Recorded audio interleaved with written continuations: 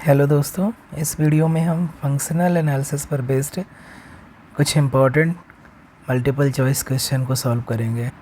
तो चलिए शुरू करते हैं। फर्स्ट प्रॉब्लम कंसीडर करें तो फर्स्ट प्रॉब्लम में कह रहा है कि T be a closed linear map of बनाक स्पेस इनटू बनाक स्पेस वाई। टी कोई क्लोज्ड लीनियर मैप है x टू y, जहाँ पर x और y दोनों बना के स्पेस है। तो कौन सा ऑप्शन करेक्ट हो सकता है? तो यहाँ पर सिर्फ दिया हुआ है t क्लोज्ड लीनियर मैप है, t क्लोज्ड लीनियर मैप है और फर्स्ट ही ऑप्शन में कह रहा है कि t is closed. t is closed का मतलब ये एज अ मैप ये क्लोज्ड मैप है, यानी कि क्लोज सेट को क्लोज सेट पे भेजेगा। तो ऑलरेडी दिया हुआ है कि t ये क्लोज्ड लीनियर मैप है, तो ऑप्शन नंबर ए करेक्ट हो जाएगा। सेकेंड प्रॉब्लम, यहाँ पर x से कह रहा है कि आर्बिट्रेरी नॉर्म लीनियर स्पेस है, then the mapping f from x to dual space of x is isometric isomorphics from x into double dual space of x if which of the option is true. तो कोई भी map f x से x double dual में isometric isomorphism from x into x double dual, यहाँ पर into word का use किया है। इनटू वर्ड का मीनिंग क्या है कि ये जो मैप है वो ज़रूरी नहीं है कि बाइजेक्टिव हो, ठीक है, सिर्फ ये 1-1 होना चाहिए फर्स्ट ऑफ ऑल। और कोई भी अगर डिस्टेंस प्रिजर्विंग मैप है, डिस्टेंस प्रिजर्विंग मैप अगर नॉर्म लीनियर स्पेस में डिफाइन है, डिस्टेंस प्रिजर्विंग का मैप क्या है कि अगर x कोई पॉइंट है उसका नॉर्म सेम हो, उसके इमेज के नॉर्म के बराबर हो फॉर ऑल x, तो ऐसे मैप को हम बोलते हैं डिस्टेंस प्रिजर्विंग। तो डिस्टेंस प्रिजर्विंग मैप ऑलवेज, अगर वो लीनियर मैप है तो डिस्टेंस प्रिजर्विंग मैप ऑलवेज 1-1 होती है।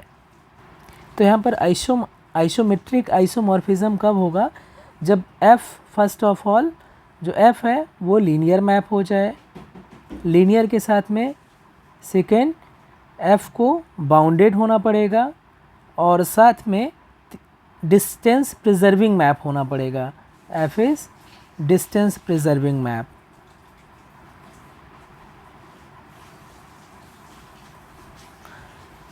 तो अगर ये तीन कंडीशन सेटिस्फाई कर रहा है तो f जो मैप है x से डबल डुअल में ये एक isometric isomorphism from x into x double dual हो जाएगा।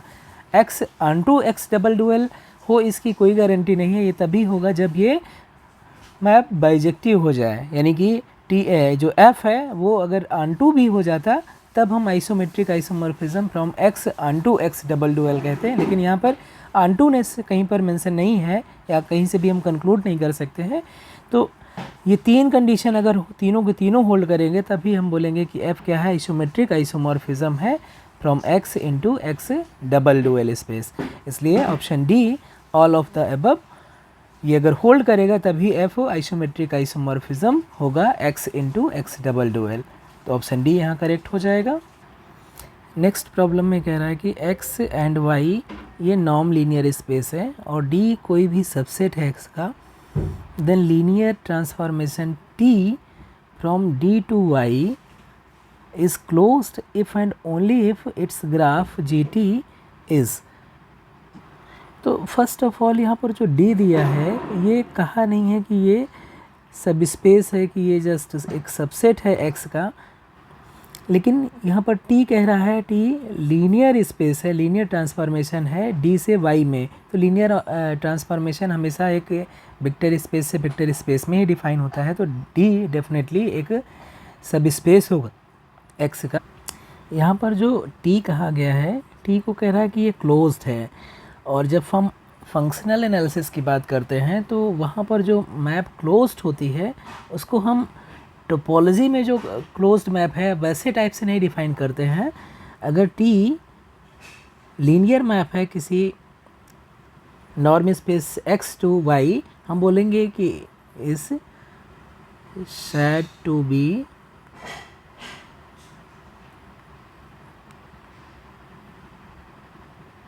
a closed map if and only if graph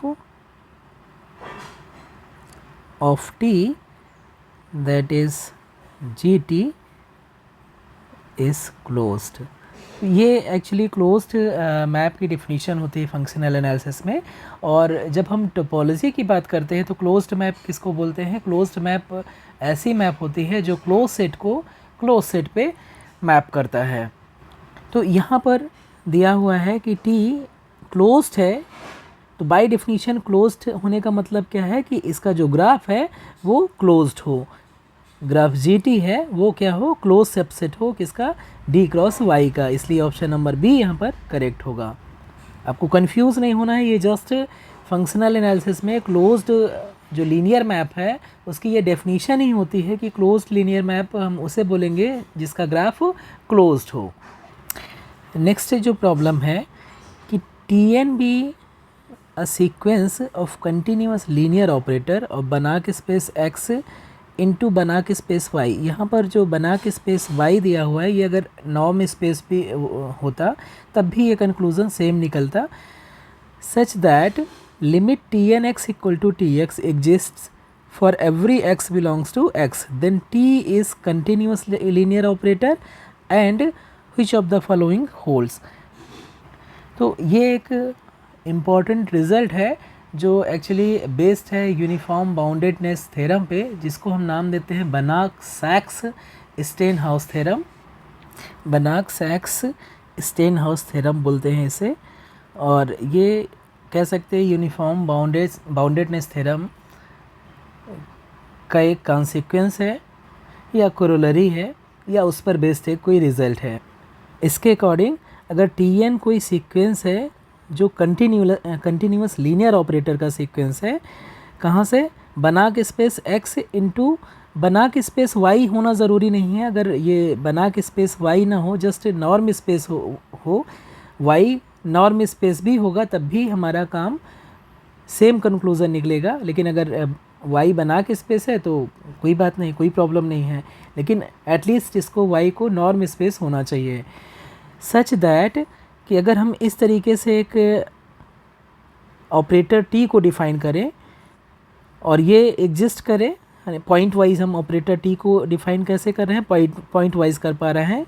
exist for every X belongs to X, then जो ऑपरेटर के जो पॉइंट वाइज हम डिफ़ाइन कर रहे हैं इसको हम प्रूफ कर सकते हैं कि ये जो टी ऑपरेटर है वो लीनियर हो जाएगा, लीनियर ऑपरेटर होगा, साथ में ये बाउंडेड भी हो जाएगा यानी कि कंटिन्यूअस भी होगा।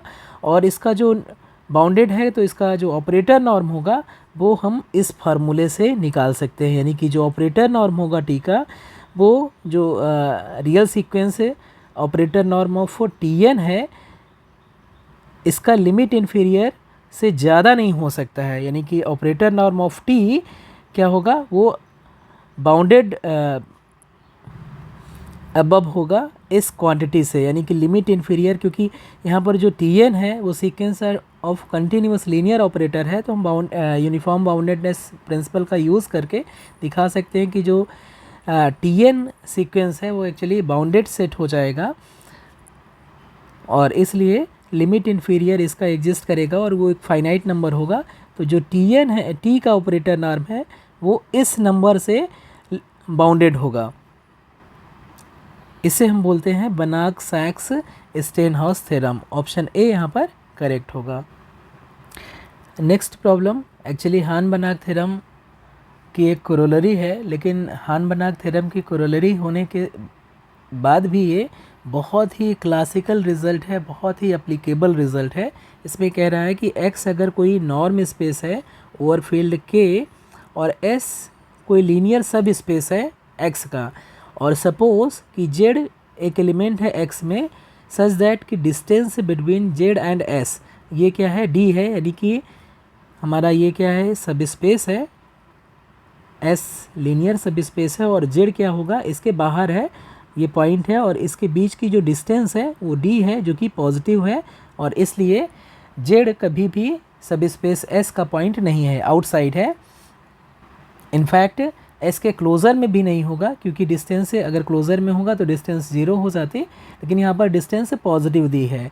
तो कह रहा है कि अगर इतनी कंडीशन दी हुई हैं तो एक हमें एक फंक्शनल मिलेगा, यानी कि x के जो डुअल स्पेस में है उसमें एक बाउंडेड लीनियर फंक्शनल मिलेगा जिसको हम नाम g से देते हैं, और ये कंडीशन सेटिस्फाई करेगा कि पूरे जो स्पेस है, सब स्पेस S है, उसके सारे एलिमेंट को ये 0 पर भेजेगा, और जो जी जेड है उसको ये भेजेगा, इस पॉइंट पर्टिकुलर जेड को कहाँ पर भेजेगा, जो इसकी डिस्टेंस है जी जेड इक्वल टू डी पर भेजेगा, और इसका जो नॉर्म होगा जी का वो 1 के बराबर हो जाएगा। तो अगर ये कंडीशन सेटिस्फाई कर रही है तो हम एक बाउंडेड लीनियर फंक्शनल ढूंढ सकते हैं जो ये 3 कंडीशन को सेटिस्फाई करेगा, और इसलिए ऑप्शन ए यहाँ पर करेक्ट होगा। नेक्स्ट प्रॉब्लम क्या है, x be a norm space then the set of all bounded linear functional on x constitutes a norm space with norm defined by। तो एक्चुअली ये x स्टार में dual space of x जो कि collection of all bounded linear functional on x है, इसमें हम किस type से नॉर्म डिफाइन करते हैं। तो यहाँ पर ऑपरेटर नॉर्म होता है, और ऑपरेटर नॉर्म हम चाहे इस तरीके से डिफ़ाइन करें और चाहे जो ऑप्शन बी में दिया हुआ है, दोनों एक्चुअली इक्विवेलेंट हैं, दोनों रिप्रेजेंट करते हैं एक ही नंबर को, और रिप्रेजेंट करेंगे इसको ऑपरेटर नॉर्म ऑफ एफ से। चाहे हम ऐसे डिफ़ाइन करें और चाहे हम ऐसे डिफ़ाइन करें, दोनों एक ही नॉर्म को रिप्रेजेंट करते हैं, दोनों एक ही नंबर को रिप्रेजेंट करते हैं, ऑपरेटर नॉर्म ऑफ एफ। इसलिए ऑप्शन नंबर यहाँ पर सी करेक्ट होगा कि जो डुअल स्पेस है उसमें हम किसी भी तरीके से, चाहे ऑप्शन ए में जो डिफ़ाइन है ऑपरेटर नॉर्म इस तरीके से डिफ़ाइन करें, चाहे ऑप्शन बी में जो ऑपरेटर नॉर्म डिफ़ाइन है इस तरीके से ऑपरेटर नॉर्म डिफ़ाइन करें, यहाँ पर नॉर्म डिफ़ाइन करें, तो ये हमेशा ये नॉर्म स्पेस होगा। और इनफैक्ट ये नॉर्म स्पेस नहीं होगा बल्कि ये बना के स्पेस हो जाता है, क्योंकि यहाँ पर जो एफ़ है वो फील्ड है, और फील्ड हमेशा कंप्लीट होती है, इसकी वजह से ये जो डुअल स्पेस है ये हमेशा बना के स्पेस रहेगा, चाहे एक्स बना के स्पेस हो या ना हो, लेकिन इसका डुअल स्पेस हमेशा बना के स्पेस रहेगा। तो इसमें ऑप्शन नंबर सी करेक्ट होगा। नेक्स्ट प्रॉब्लम, एक्स और वाई नॉर्म स्पेस दिया हुआ है और फील्ड यहाँ पर के है, कह रहा है कि टी कोई बाउंडेड लीनियर ऑपरेटर है एक्स से वाई में। तो हमें क्या क्या कंक्लूज़न यहाँ से निकाल सकते हैं, the adjoint T star is bounded linear operator from Y star to X star. ये ऑप्शन करेक्ट है। अगर टी हमारा एक्स से वाई में कोई मैप है, कोई बाउंडेड लीनियर ऑपरेटर है, तो इसका जो करस्पॉन्डिंग एडजॉइंट ऑपरेटर रहेगा टी स्टार, उसका डोमेन वाई स्टार हो जाता है, और इसका जो को डोमेन है वो एक्स स्टार यानी कि डुअल स्पेस ऑफ एक्स हो जाता है। साथ में दूसरी कंडीशन है कि जो इसका ऑपरेटर नॉर्म होगा, अगर टी बाउंडेड लीनियर ऑपरेटर है तो टी स्टार भी बाउंडेड लीनियर ऑपरेटर होगा, और इसका ऑपरेटर नॉर्म की वैल्यू सेम होगी टी के ऑपरेटर नॉर्म के बराबर, यानी कि ऑप्शन बी भी एक प्रॉपर्टी है एडजॉइंट ऑपरेटर की। फिर कह रहा है the mapping T of T star is an isometric isomorphism of B X Y into B Y star X star. यानी कि अगर हम मैप स्टार डिफाइन करें कहाँ से, collection of all bounded linear operator from X to Y to collection of all bounded linear operator from Y star to X star, कैसे define कर रहे हैं, star of T is equal to T star. यानी कि हम कोई भी bounded linear operator को टी को कहाँ पर भेज रहे हैं, इसके एडजॉइंट ऑपरेटर टी स्टार पर भेज रहे हैं। तो ये जो मैप होगी ये एक्चुअली आइसोमेट्रिक आइसोमॉर्फिज्म हो जाएगी बी एक्स वाई का into B Y star X star में। ये लीनियर मैप होगी और ये बाउंडेड लीनियर मैप होगी, और साथ में ये नॉर्म प्रिजर्विंग होगी। नॉर्म प्रिजर्विंग तो यहीं से ऑप्शन जो 2 में दिया हुआ है प्रॉपर्टी उसी से हो जाएगा। इसलिए यहाँ पर तीनों ऑप्शन एक्चुअली एडजॉइंट ऑपरेटर की प्रॉपर्टी को रिप्रेजेंट कर रहे हैं, इसलिए ऑप्शन डी यहाँ पर करेक्ट हो जाएगा। नेक्स्ट प्रॉब्लम एक्चुअली हान-बनाक थ्योरम का ही रीस्टेटमेंट है। वाई बी लीनियर सब space of non linear space x and f be a functional defined on y, then f can be extended to a functional f defined on the whole space x such that norm of f is equal to norm of capital f। अगर f हमारा किसी सब space से, field हम यहाँ पर ले रहे हैं k ले रहे हैं, और y क्या है, सब स्पेस है x का, तो अगर f कोई भी लीनियर मैप है, लीनियर फंक्शनल है y से k में, k यहाँ पर फील्ड है, तो हम एक एक्सटेंशन ढूंढ सकते हैं, एक फंक्शनल ढूंढ सकते हैं, पूरे x पे डिफाइंड होगा। और अगर हम इसको रिस्ट्रिक्ट करें y में तो ये किसके बराबर हो जाएगा, स्मॉल f के बराबर हो जाएगा, यानी कैपिटल f हो स्मॉल f का एक्सटेंशन है। और साथ में अगर f बाउंडेड है, स्मॉल f बाउंडेड है, तो कैपिटल F भी बाउंडेड होगा, और दोनों का जो नॉर्म है, ऑपरेटर नॉर्म है, इस केस में बराबर हो जाएगा। ये है हान-बनाक थ्योरम या हान-बनाक एक्सटेंशन थ्योरम कई बार बोलते हैं, इसलिए ऑप्शन नंबर ए यहाँ पर करेक्ट होगा। नेक्स्ट प्रॉब्लम तो बहुत ही ऑब्वियस है, इसको सभी जानते हैं कि अगर एक्स वाई कोई भी टू वेक्टर हैं किसी भी इनर प्रोडक्ट स्पेस एक्स में, तो इस जो इनइक्वलिटी है, इस इनइक्वलिटी को हम लोग बोलते हैं कॉसी श्वार्ट्ज इनइक्वलिटी, और ये बहुत ही क्लासिकल, बहुत ही इम्पॉर्टेंट इनइक्वलिटी होती है जो कई जगह यूज़ होता है, स्पेसिफिकली ये दिखाने के लिए कि इनर प्रोडक्ट स्पेस हमेशा एक बना के नॉर्म स्पेस होता है और हिल्बर्ट स्पेस हमेशा एक बना के स्पेस है। ये प्रूफ करने के लिए हमें कॉसी श्वार्ट्ज इनइक्वलिटी की ज़रूरत पड़ती है। नेक्स्ट प्रॉब्लम बहुत ही इम्पॉर्टेंट क्राइटेरिया देता है कि कब कोई norm space inner product space बन जाता है। Norm space is an inner product space if and only if the norm of norm space satisfy the parallelogram identity. Option C यहाँ पर करेक्ट है। अगर ये कंडीशन सेटिस्फाई हो रही है किसी भी नॉर्म स्पेस में, तो हम उस नॉर्म स्पेस में एक इनर प्रोडक्ट डिफाइन कर सकते हैं जो जिसका इंड्यूस नॉर्म सेम होगा वही जो वहाँ पर डिफाइंड है नॉर्म। नेक्स्ट प्रॉब्लम, अगर ए कोई भी सबसेट हो इनर प्रोडक्ट स्पेस एक्स का, then which of the statement is incorrect. हमें इनकरेक्ट स्टेटमेंट देखना है। तो किसी भी सबसेट के लिए, कोई भी सबसेट ए है तो हमेशा सबसेट होता है इसके सेकेंड ऑर्थोगोनल कॉम्प्लीमेंट के। तो ये first option actually true statement है, और किसी भी सेट का सेकेंड जो ऑर्थोगोनल कॉम्प्लीमेंट है उसको हम ऐसे भी रिप्रेजेंट करते हैं, और ये एक्चुअली इम्प्लाई करेगा कि जो ऑप्शन बी है वो भी एक्चुअली ट्रू स्टेटमेंट है।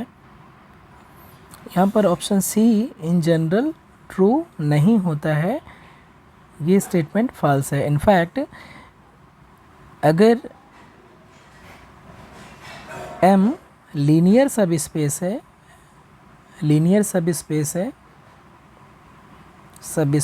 है of a Hilbert space H, then M is equal second orthogonal complement of M if and only if M is closed। तो क्लोज्ड यहाँ पर M ऑलरेडी दिया था, लीनियर सब स्पेस है किसी हिल्बर्ट स्पेस का। किसी हिल्बर्ट स्पेस में अगर M closed linear subspace है तभी M का जो सेकेंड ऑर्थोगोनल कॉम्प्लीमेंट है M के बराबर हो सकता है। इन जनरल कभी भी इक्वल नहीं हो सकता है, इसलिए ऑप्शन सी हमारा इनकरेक्ट हो जाएगा, फॉल्स हो जाएगा, और इसलिए ऑप्शन सी ही हमारा करेक्ट चॉइस हो जाएगा। नेक्स्ट प्रॉब्लम में H be a Hilbert space and E I be an orthonormal set in H, then ये जो इक्वलिटी दी हुई है इसे क्या बोलते हैं ये पूछ रहा है। तो इस इक्वलिटी को हम बोलते हैं पार्सेवल्स आइडेंटिटी, और ये किसी हिल्बर्ट स्पेस में तभी होल्ड करता है जब ये जो ऑर्थोनॉर्मल सेट जो दिया है वो टोटल ऑर्थोनॉर्मल सेट हो या कंप्लीट ऑर्थोनॉर्मल सेट हो। ये इफ़ एंड ओनली इफ़ का केस है कि ये जो ऑर्थोनॉर्मल सेट है वो कंप्लीट होगा इफ़ एंड ओनली इफ़ ये इक्वलिटी होल्ड करें। नेक्स्ट प्रॉब्लम में कोई भी इनर प्रोडक्ट स्पेस X है, उसमें हमें इनकरेक्ट स्टेटमेंट इन 4 स्टेटमेंट से ढूंढना है। तो फर्स्ट स्टेटमेंट है X is orthogonal to Y if and only if Y is orthogonal to X for all X Y belongs to capital X। तो ये स्टेटमेंट ट्रू है, X आर्थोगोनल Y के होगा if and only if Y orthogonal हो X के। Second, X is orthogonal to 0 for all X belongs to X। 0 हमेशा किसी भी आर्बिट्ररी वेक्टर के आर्थोगोनल होता है, इसलिए जो सेकेंड स्टेटमेंट है वो भी ट्रू है। फिर कह रहा है 0 is the only vector in X which is orthogonal to itself. तो ऑब्वियसली ये भी ऑप्शन ट्रू है। अगर X नॉन ज़ीरो है तो हमें मालूम है कि X और X का इनर प्रोडक्ट कभी भी 0 के बराबर नहीं होगा, इसलिए कोई भी non zero vector self orthogonal नहीं हो सकता है। तो ये 3 स्टेटमेंट ट्रू हैं और हमें ढूंढना है इनकरेक्ट स्टेटमेंट। तो ऑब्वियसली जो फोर्थ ऑप्शन है हमारा करेक्ट हो जाएगा। और डायरेक्टली अगर हम देखें तो कोई भी सेट है A, उसको अगर हम इंटरसेक्ट करें आर्थोगोनल कॉम्प्लीमेंट ऑफ A से, तो एटलीस्ट 0 वेक्टर तो वहाँ पर कॉमन होगा ही। कभी भी ये इसमें कह रहा है कि इस ऑप्शन में कि A intersection orthogonal complement of A is neither singleton 0 और नॉर फाई। तो ये एम्प्टी तो नहीं हो सकता है। इनफैक्ट कोई भी सेट हो तो A intersection A orthogonal complement हमेशा इक्वल रहेगा सिंगलटन 0 के। ये कभी भी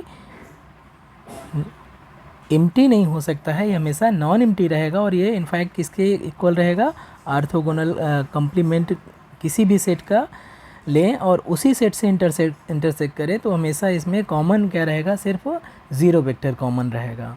जबकि इस स्टेटमेंट में कह रहा है कि ये ना तो एम्प्टी सेट है और ना ही 0 वेक्टर के बराबर है, इसलिए ऑप्शन डी यहाँ पर करेक्ट चॉइस हो जाएगी।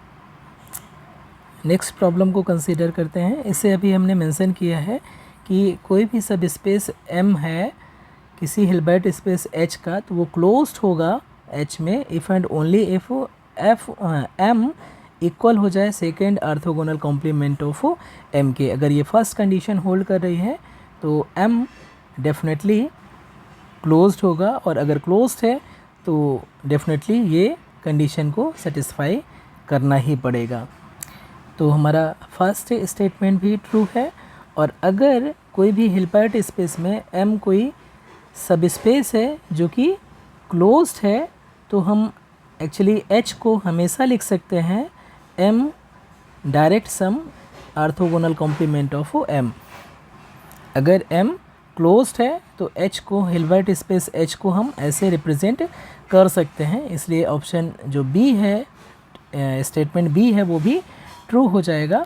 इसलिए हमारा जो करेक्ट चॉइस है ऑप्शन नंबर C हो जाएगा। नेक्स्ट प्रॉब्लम में कह रहा है कि बनाक space X is said to be reflexive if it is isometrically isomorphic to second dual space of X। Option B यहाँ पर करेक्ट हो जाएगा। नेक्स्ट प्रॉब्लम है कि H1 और H2 हिल्बर्ट स्पेस है और T और S एलिमेंट है collection of all bounded linear operator from H1 to H2, और अल्फ़ा कोई भी स्केलर है कि यहाँ पर फील्ड है, अल्फ़ा कोई भी एलिमेंट है फील्ड का यानी स्केलर है, then which of the following statement is incorrect. हमें इनकरेक्ट स्टेटमेंट यहाँ पर ढूंढना है। तो यहाँ पर प्रॉपर्टीज़ एडजॉइंट ऑपरेटर के टर्म में दिया हुआ है। तो हमें मालूम है कि जो एडजॉइंट ऑपरेटर है ये एक्चुअली लीनियर होता है। इनफैक्ट लीनियर होता है कहाँ पर, अगर अंडरलाइंग फील्ड रियल है। T प्लस S का जो एडजॉइंट होगा ऑपरेटर वो T adjoint plus S adjoint के बराबर हो जाएगा। फिर अगर कंपोजिशन है उसका हम एडजॉइंट ऑपरेटर निकाल रहे हैं तो ये किसके बराबर हो जाएगा, S स्टार T स्टार के बराबर हो जाएगा। और अगर हम किसी एडजॉइंट ऑपरेटर का फिर से एडजॉइंट निकालें तो ये एक्चुअली ओरिजिनल ऑपरेटर के बराबर हो जाएगा। और अगर अल्फ़ा कोई स्केलर है मल्टीप्लाई कर रहे हैं और उसको ओरिजिनल ऑपरेटर टी था, इसमें हम एक स्केलर अल्फ़ा से मल्टीप्लाई करके अल्फ़ा टी का एडजॉइंट ऑपरेटर निकाल रहे हैं, तो ये एक्चुअली किसके बराबर हो जाता है, अल्फ़ा बार टाइम्स टी स्टार के बराबर हो जाता है। ठीक है। और जबकि ऑप्शन डी में दिया हुआ है अल्फ़ा टी का जो एडजॉइंट ऑपरेटर है वो अल्फ़ा टी स्टार के बराबर होगा, जबकि एक्चुअल में किसके बराबर है, अल्फ़ा बार टाइम्स टी स्टार के बराबर है। इसलिए ऑप्शन डी ही फॉल्स स्टेटमेंट हो जाएगा, बाकी तीनों ट्रू स्टेटमेंट है, इसलिए ऑप्शन डी यहाँ पर करेक्ट हो जाएगा। नेक्स्ट प्रॉब्लम कह रहा है an operator T is called unitary. Unitary operator क्या है, ऐसे ऑपरेटर जो ऑप्शन सी में जो कंडीशन दिया हुआ है इसको सेटिस्फाई कर रहे हैं, तो उसको हम बोलते हैं यूनिटरी ऑपरेटर, इसलिए ऑप्शन सी यहाँ पर करेक्ट होगा। यहाँ से एक चीज़ और कंक्लूड कर सकते हैं कि यूनिटरी ऑपरेटर हमेशा नॉर्मल होगा। नॉर्मल ऑपरेटर कैसे होते हैं, जो इस कंडीशन को सेटिस्फाई करते हैं, तो यूनिटरी ऑपरेटर हमेशा नॉर्मल होगा और साथ में यूनिटरी ऑपरेटर हमेशा इन्वर्टिबल होगा, क्योंकि यहाँ पर दो ऑपरेटर हैं टी में, जब टी स्टार से ऑपरेट करते हैं तो आइडेंटिटी ऑपरेटर मिल रहा है, इसलिए कोई भी यूनिटरी ऑपरेटर हमेशा इन्वर्टिबल होगा।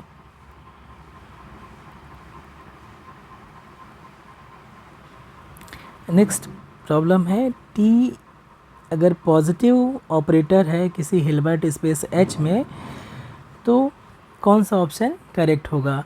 तो पॉजिटिव ऑपरेटर क्या होता है, हम बोलेंगे टी पॉजिटिव ऑपरेटर है अगर कोई भी हम वेक्टर लें हिल्बर्ट स्पेस में एच में, तो इसकी वैल्यू क्या हो जाए, ये ग्रेटर देन इक्वल टू 0 रहे, कभी भी ये नेगेटिव ना रहे। टी एक्स यानी कि जो टी है ये एच से एच में कोई भी ऑपरेटर है, ठीक है, तो x को कहीं पर भेजेगा, ये टी एक्स में भेज रहा है, और टी एक्स का अगर हम इनर प्रोडक्ट x के साथ ही में करें तो ये कभी भी नेगेटिव ना हो, ये always greater than equal to 0 हो। अगर ये इस कंडीशन को सेटिस्फाई कर रहा है तो हम बोलते हैं कि टी पॉजिटिव ऑपरेटर है। और अगर पॉजिटिव ऑपरेटर है कोई तो डेफिनेटली आई प्लस टी हमेशा नॉन सिंगुलर ऑपरेटर होता है। ये बहुत ही इम्पॉर्टेंट रिज़ल्ट है जो कई दूसरे रिज़ल्ट में भी प्रूफ होता है, खास तौर से स्पेक्ट्रम थ्योरम में। तो ऑप्शन नंबर ए यहाँ पर करेक्ट होगा। नेक्स्ट प्रॉब्लम में कह रहा है कि P बिलोंग्स टू BH यानी कि collection of all bounded linear operator from H to H। BH का मतलब क्या है, BH का मतलब collection of all bounded linear operator H to H। और कह रहा है कि ये एक प्रोजेक्शन ऑपरेटर है। तो प्रोजेक्शन ऑपरेटर क्या होता है, प्रोजेक्शन ऑपरेटर ऐसा लीनियर ऑपरेटर कि p² इक्वल टू p अगर हो जाए तो ऐसे ऑपरेटर को हम बोलते हैं प्रोजेक्शन ऑपरेटर। और प्रोजेक्शन ऑपरेटर ऑब्वियसली ये लीनियर ऑपरेटर होता है जो इस कंडीशन को सेटिस्फाई करता है, और इनफैक्ट ये बाउंडेड लीनियर ऑपरेटर होता है जिसका operator norm less than equal to 1 होता है। और अगर P प्रोजेक्शन है तो I माइनस पी भी एक्चुअली प्रोजेक्शन हो जाता है। बहुत आसान है इसका प्रूफ। I माइनस पी को प्रोजेक्शन दिखाने के लिए इसका हम स्क्वायर करेंगे तो ये कितना हो जाएगा, I² plus P² minus 2P हो जाएगा, और I² ये I के बराबर ही हो गया, और P² ये P के बराबर हो जाए क्योंकि P ऑलरेडी प्रोजेक्शन दिया है, माइनस 2P, तो ये ultimately again I minus P हो जाएगा। इसलिए I माइनस पी अगेन एक ये प्रोजेक्शन मैप हो जाएगा। तो अगर P प्रोजेक्शन है तो I माइनस पी भी प्रोजेक्शन होगा, तो ऑप्शन बी जो स्टेटमेंट है वो ट्रू हो जाएगा। कोई भी अगर कंटिन्यूअस लीनियर मैप है या बाउंडेड लीनियर मैप है तो उसका जो नल स्पेस होता है हमेशा क्लोज्ड सब स्पेस होता है। यहाँ पर हमने देखा कि अगर P प्रोजेक्शन मैप है तो i माइनस पी भी प्रोजेक्शन मैप हो जाएगा। और इनफैक्ट जो रेंज ऑफ p है वो nullity of i minus P के बराबर होता है। अगर y बिलोंग कर रहा है रेंज ऑफ p में, इसका मीनिंग क्या है, there exist x belongs to h such that p of x equal to y होगा। और यहाँ से अगर हम देखें i माइनस पी में अगर हम y को ऑपरेट करें तो ये i minus P times p of x हो जाएगा, और ये ऑपरेट करेंगे तो P X minus P square x के बराबर हो जाएगा। और p स्क्वायर x क्या है, p के बराबर है, तो P X minus P X equal to 0 vector हो गया। इसका मीनिंग क्या हुआ कि जो y है वो बिलोंग कर रहा है null space of i minus P. Similarly अगर y बिलोंग कर रहा है null space of i minus P, तो हम ये दिखा सकते हैं कि ये जो y है वो रेंज ऑफ p में बिलोंग करेगा, यानी कि जो null space of i minus P है वो किसके बराबर हो जाएगा, रेंज ऑफ p के बराबर हो जाएगा। ऑप्शन सी भी एक्चुअली ट्रू हो जाएगा। और चूँकि i माइनस पी क्या है, i माइनस पी है null space i minus P का, और i माइनस पी भी एक प्रोजेक्शन मैप है जो कि बाउंडेड लीनियर मैप है, इसलिए null space of I P ये भी क्या हो जाएगा, क्लोज्ड सब स्पेस हो जाएगा। और ये इक्वल है किसके, रेंज ऑफ p के बराबर है, तो रेंज ऑफ p भी एक क्लोज्ड सब स्पेस हो जाएगा। और नल स्पेस ऑफ p तो क्लोज सब स्पेस होगा ही, तो ये ऑप्शन ए भी ट्रू स्टेटमेंट हो जाएगा। इसलिए ऑप्शन डी यहाँ पर, सारे के सारे ऑप्शन यहाँ पर ट्रू हो जाएंगे, इसलिए ऑप्शन डी यहाँ करेक्ट चॉइस हो जाएगी।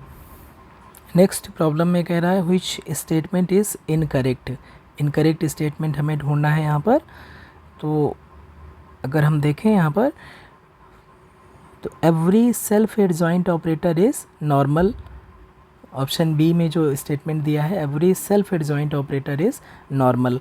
तो सेल्फ एडजॉइंट ऑपरेटर क्या है कि टी स्टार अगर टी के बराबर हो तो इसे हम सेल्फ एडजॉइंट कह रहा है। तो अगर टी स्टार टी के बराबर है तो ये इम्प्लाई करेगा कि टी स्टार टी बराबर किसके हो जाए, टी टी के बराबर हो जाए, और ये किसके बराबर हो जाएगा, टी टी स्टार के बराबर हो जाएगा। यानी कि टी अगर सेल्फ एडजॉइंट है तो ये इम्प्लाई करेगा क्या कि ये नॉर्मल ऑपरेटर है। तो ऑप्शन जो बी है वो एक्चुअली ट्रू स्टेटमेंट है, इसलिए हमारी करेक्ट चॉइस नहीं होगी। ऑप्शन डी में क्या कह रहा है, every unitary operator is normal. तो यूनिटरी ऑपरेटर ऑलरेडी हमने मेंशन किया था कि T star T equal to T star equal to identity map के बराबर हो, आइडेंटिटी ऑपरेटर के बराबर हो, तो उस केस में टी को हम बोलते हैं यूनिटरी ऑपरेटर। तो अगर यूनिटरी ऑपरेटर है तो ये तीनों इक्वल होते हैं, और ये तीनों इक्वल हैं, तो अगर हम फर्स्ट टू को कंसीडर करें तो ये कंडीशन इम्प्लाई करता है कि टी नॉर्मल हो जाएगा। तो यूनिटरी ऑपरेटर हमेशा नॉर्मल ऑपरेटर होता है, तो ऑप्शन जो डी है वो भी करेक्ट होगा। लेकिन अगर नॉर्मल है यानी कि ये कंडीशन होल्ड कर रही है, तो ये ज़रूरी नहीं है कि ये हमेशा इक्वल हो आइडेंटिटी ऑपरेटर के, यानी कि कोई भी नॉर्मल ऑपरेटर ज़रूरी नहीं है कि यूनिटरी ऑपरेटर के बराबर हो। लेकिन ऑप्शन सी में कह रहा है कि every normal operator is unitary, तो ये स्टेटमेंट इन जनरल फॉल्स होगा। Every positive operator is self adjoint, ये भी बहुत ही अच्छा रिज़ल्ट है कि कोई भी पॉजिटिव ऑपरेटर होगा तो हमेशा सेल्फ एडजॉइंट ऑपरेटर होता है। इसे प्रूफ करना बहुत मुश्किल नहीं है। मान लीजिए टी कोई ऑपरेटर है जो कि पॉजिटिव ऑपरेटर है, और अगर ये पॉजिटिव ऑपरेटर है तो टी एक्स का एक्स के साथ में इनर प्रोडक्ट करेंगे तो हमेशा वो नॉन नेगेटिव आएगा फॉर ऑल एक्स, अगर ये पॉजिटिव ऑपरेटर।